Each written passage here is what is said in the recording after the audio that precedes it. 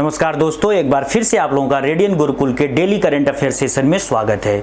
दोस्तों, आज हम लोग बात करेंगे 12 और 13 सितंबर की काफ़ी इंपॉर्टेंट घटनाओं की, जो आपके आने वाले एग्जाम के लिए काफ़ी ज़्यादा इंपॉर्टेंट होने वाले हैं।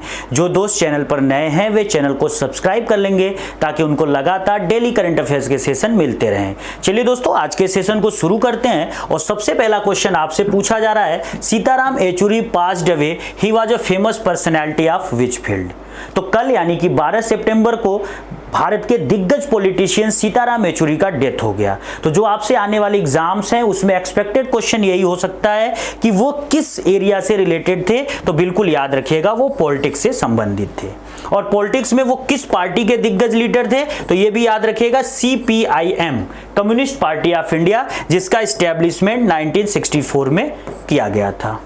अगर हम सीताराम येचुरी की बात करें दोस्तों, तो इनका जन्म 12 अगस्त 1952 को चेन्नई में हुआ था और इन्होंने अपने पॉलिटिकल कैरियर की शुरुआत इंदिरा गांधी के इमरजेंसी के दौरान 1974 में किया था। इसके साथ ही ये JNU छात्र संघ के 3 बार अध्यक्ष भी रहे और 2005 से लेकर 2017 के बीच वेस्ट बंगाल से लगातार राज्यसभा सांसद के रूप में कार्य करते रहे। इसके बाद दोस्तों, अगला जो क्वेश्चन हम लोग यहाँ पे बात करेंगे वो भी बहुत ज्यादा इंपॉर्टेंट है। Which country recently took seat as a member country of the United Nation in 79th general assembly session. तो हाल ही में किस देश ने 79th जो जनरल असेंबली है, महासभा है संयुक्त राष्ट्र का, उसमें सदस्य देश के रूप में सीट ली है या फिर वहां पर पार्टिसिपेट किया है। तो ये बहुत बड़ी न्यूज है, क्योंकि पूरी दुनिया में ये याद रखिएगा, इजराइल और फिलिस्तीन, इन दोनों देशों का जो कॉन्फ्लिक्ट है वो काफ़ी ज़्यादा न्यूज़ में होता है। और जो यूनाइटेड नेशन है, जिसको हम संयुक्त राष्ट्र संघ बोलते हैं, वो कहीं न कहीं अपने 193 जो मेंबर्स हैं उसमें फिलिस्तीन को जगह नहीं देता है। लेकिन इस बार का जो जनरल असेंबली सेशन हो रहा है, इसमें फिलिस्तीन को एक सीट देना ये कहीं ना कहीं एक बहुत बड़ी घटना है, क्योंकि इससे पता चल रहा है कि यूनाइटेड नेशन जल्द ही फिलिस्तीन को एक कंट्री के रूप में मान्यता दे देगा। ठीक है दोस्तों, तो चलिए इसके बाद एक चीज़ और याद रखिएगा कि इस क्वेश्चन का जो आंसर है वो फिलिस्तीन है। और साथ ही अगर हम फिलिस्तीन की बात करें तो फिलिस्तीन की जो राजधानी है वो भी जेरूशलम में है और जो इजराइल है उसकी भी राजधानी जेरूशलम में है। तो ये जेरूशलम नाम का जो सिटी है, उसी के आसपास का पूरा जो एरिया है, वही का पूरा कन्फ्लिक्ट है, जिसको अभी हम लोग थोड़ा सा यहाँ समझेंगे।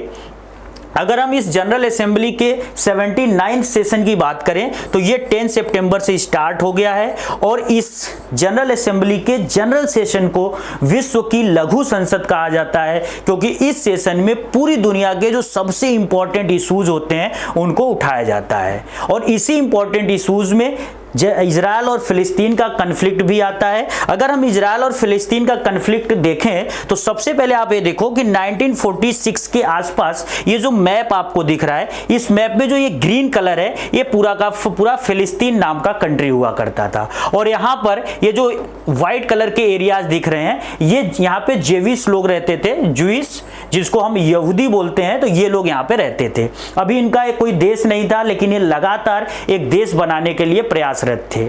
चूंकि इनके संबंध इन जूइश के अमेरिका से बहुत अच्छे थे, तो अमेरिका भी लगातार ये कोशिश कर रहा था कि हम इन यहूदियों के लिए एक नया देश बनाकर दे दें। और फाइनली UN ने एक प्लान बनाया 1947 में, और उसने कहा कि ये जो पूरा का पूरा ग्रीन कलर वाले एरियाज दिख रहे हैं, जिसमें ये देखो गाजा स्ट्रिप है, वेस्ट बैंक है, ये सारे के सारे एरियाज देकर हम फिलिस्तीन बना देंगे और बाकी जो व्हाइट वाले एरिया है इससे हम इजराइल बना देंगे।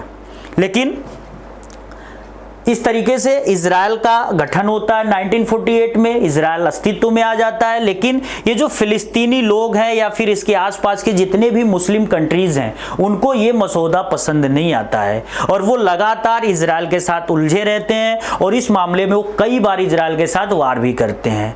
और इन वार का परिणाम ये होता है कि हर बार इजराइल इन सभी मुस्लिम देशों पर हावी पड़ता है और फिलिस्तीन के बड़े हिस्से को हर बार वो क्या करता है, अपने अंदर मिलाता जाता है। देखिए 1967 में एक बड़ा वार हुआ था और उस वार के बाद ये पूरा का पूरा एरिया, बहुत सारा एरिया जो है कि इजराइल को मिल गया, जिससे फिलिस्तीन के पास ये छोटा सा हिस्सा ही बचा रह गया। और फाइनली अगर हम 2010 या फिर अभी करंट सिचुएशन की बात करें तो ये इजराइल पूरा का पूरा जो व्हाइट कलर दिख रहा है उसमें पूरा का पूरा इजराइल कब्जा बनाया हुआ है और ग्रीन कलर के ये छोटे छोटे एरियाज पर ही सिर्फ और सिर्फ फिलिस्तीन का कब्जा है।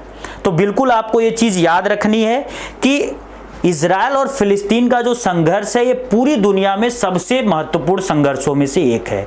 इंडिया भी कहीं ना कहीं इजराइल और फिलिस्तीन के इस संघर्ष में न्यूट्रल रोल लेता है। वो कभी भी किसी भी देश की तरफ से नहीं बोलता है।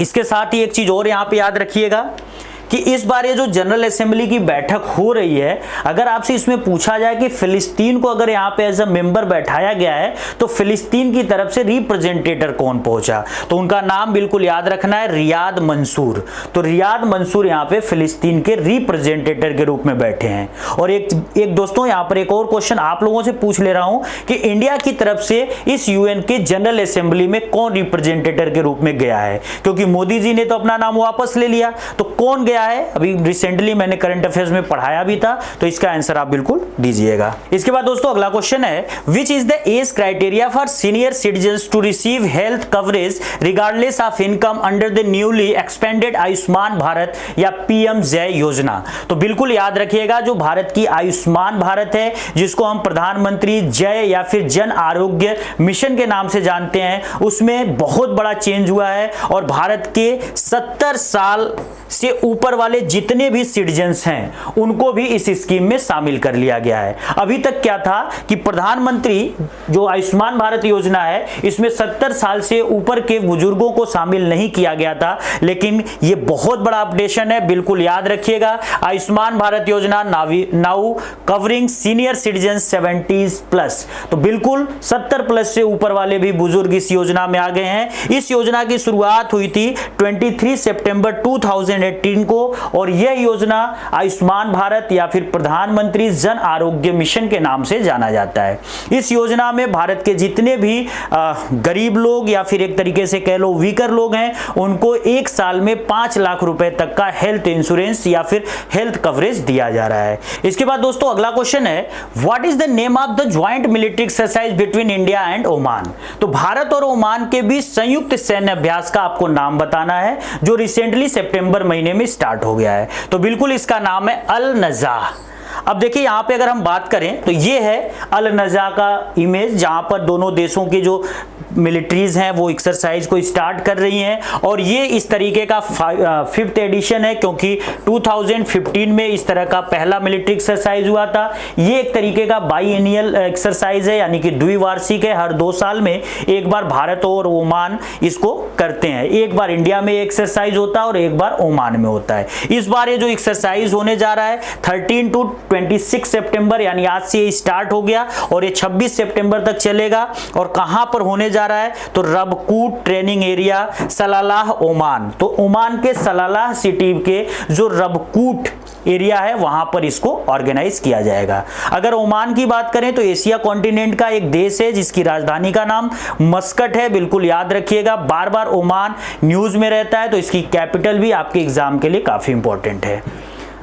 आज के सेशन में बस इतना है दोस्तों। आज के सेशन की पूरी पीडीएफ आपको रेडियन गुरुकुल के टेलीग्राम चैनल से मिल जाएगा। अगर वीडियो आपको अच्छी लगी है तो इसको लाइक जरूर करिएगा, दोस्तों के साथ शेयर करिएगा। जय हिंद दोस्तों।